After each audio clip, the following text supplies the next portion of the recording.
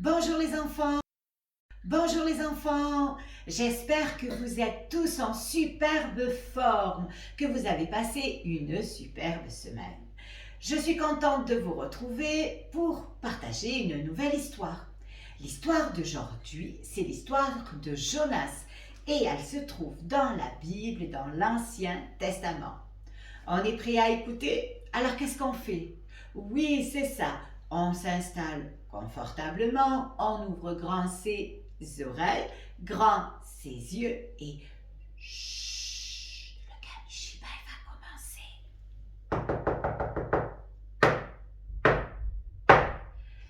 Clic-clac, ouvre-toi. Clic-clac, ouvre-toi.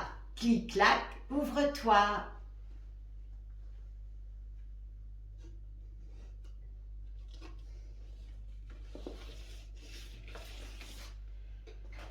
Il y a de nombreuses années, vivait dans une ville un peu au nord de Nazareth un homme qui s'appelait Jonas. Il était hébreu et israélite. Il était aussi un prophète qui aimait le Seigneur. De nombreuses personnes venaient le voir pour obtenir des conseils, des enseignements. Jonas aimait son pays. Un jour, Dieu dit à Jonas, « Jonas, Jonas, va dans la ville de Ninive et donne-leur un message de ma part. Dis-leur qu'ils sont sur une mauvaise voie et je prévois de les punir pour être si mauvais. » Jonas ne voulait pas aller à Ninive.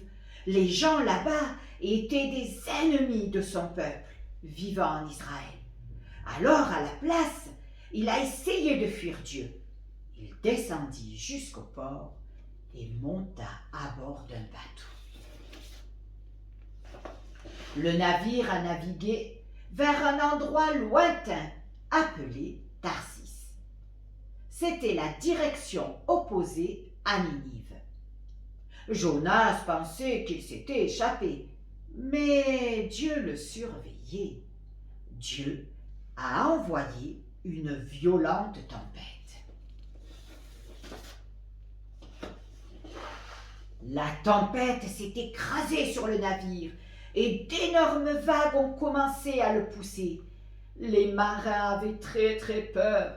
Ils savaient que la tempête était si inhabituelle qu'elle devait survenir pour une raison particulière.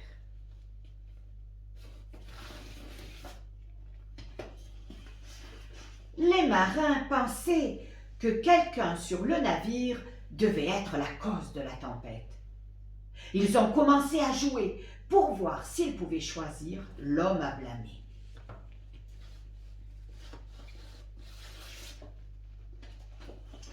Pendant que les marins faisaient cela, Jonas, lui, il était dans sa cabine, profondément endormi. Bientôt, les marins ont décidé que Jonas était l'homme à blâmer pour la tempête. Alors, ils sont venus et ont frappé à sa porte. « Jonas, Jonas, réveille-toi, réveille-toi! Jonas, Jonas, réveille-toi !» Et ils criaient, « Pourquoi tu pries pas ton Dieu? Jonas, pourquoi tu pries pas ?» Jonas savait que cette tempête était de sa faute et a avoué, « Je suis hébreu et prophète de Dieu, et j'ai désobéi et je m'enfuis loin de lui. » « Mais que devons-nous faire? Demandèrent les marins effrayés. « Si tu restes sur le navire, nous coulerons bientôt et nous allons tous mourir. »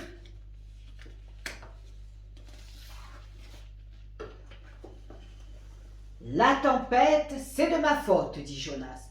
Alors jetez-moi du bateau. »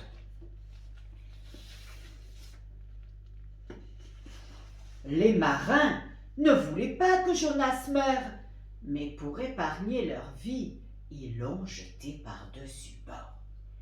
Immédiatement, la tempête s'est arrêtée.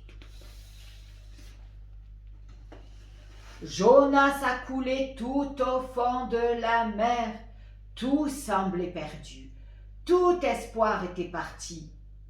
Mais Dieu n'en avait pas fini avec Jonas.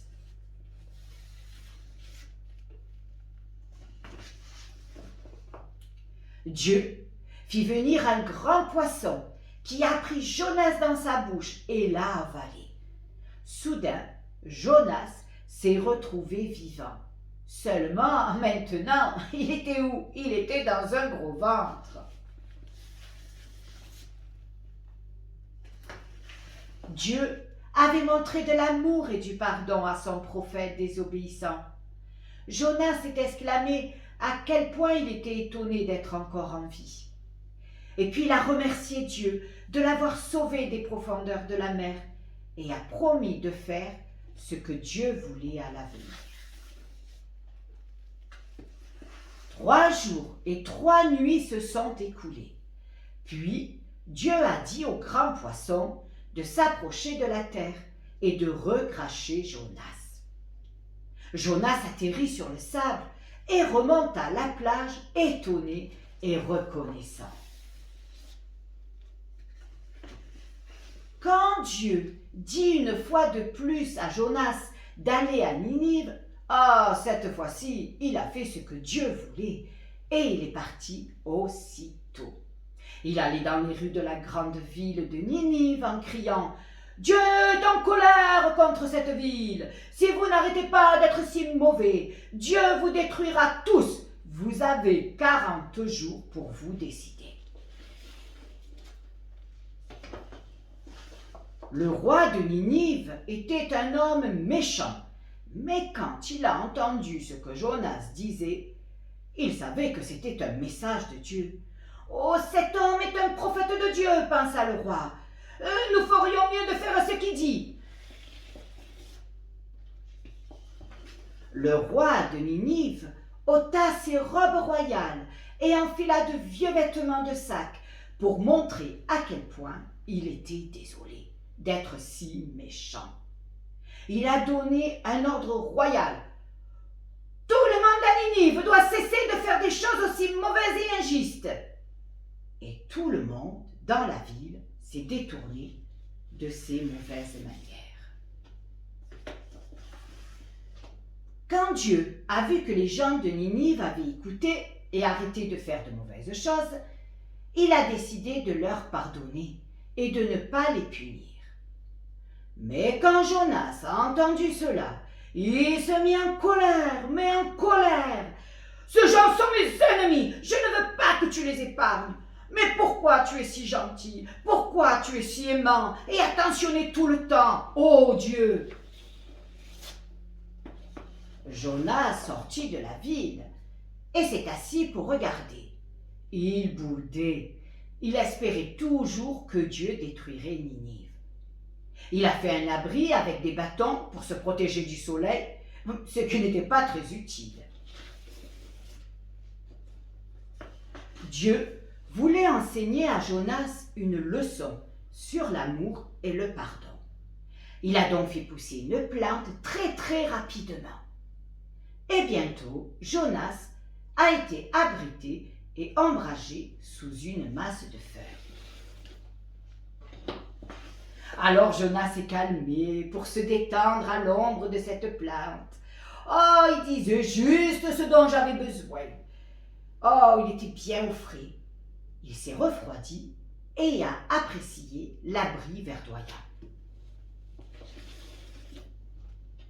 Mais cette nuit-là, Dieu fit venir un ver.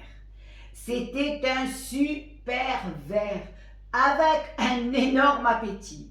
Il a mangé la tige de la plante et les feuilles, paf, sont tombées. Le lendemain, Jonas s'est réveillé. Il avait chaud, mais très chaud. « Je préfère la mort que de m'asseoir ici au soleil. » Jonas a grommelé à Dieu. « Ah, pourquoi Dieu t'a pris mon abri ?»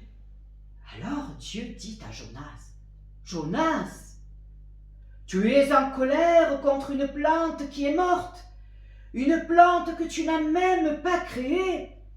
Mais tu ne te soucies pas d'une ville entière de 120 000 habitants. Ne penses-tu pas que j'ai le droit de me soucier des gens de Ninive que j'ai créés et que j'aime? Jonas réalisa à quel point il avait été égoïste. C'est pourquoi il a écrit ses aventures dans la Bible pour nous faire part des dures leçons qu'il a apprises. Dieu nous a créés et il nous aime. Il veut que nous nous tournions vers lui pour le pardon. La ville de Ninive fut épargnée et Jonas retourna dans son propre pays. Et quelle histoire il avait à raconter en rentrant chez lui.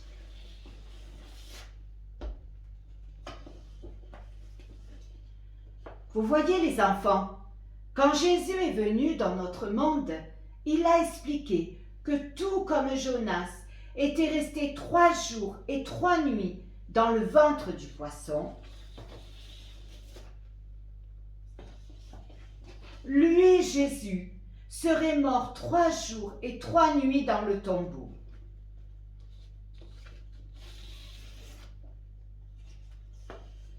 Et tout comme Jonas a été sauvé de la mer après 3 jours, Jésus ressusciterait d'entre les morts. Et c'est parce que Jésus est vivant que nous pouvons aussi connaître l'amour et le pardon de Dieu.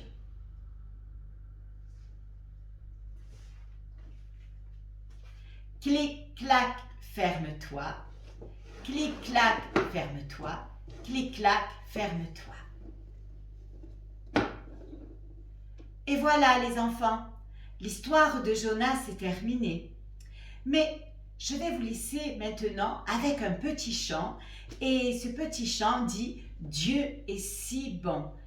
Alors, vous aurez les paroles qui vont s'afficher sur l'écran. Pour moi, je vous dis au revoir et à la prochaine fois pour une nouvelle histoire dans « Il était une fois ».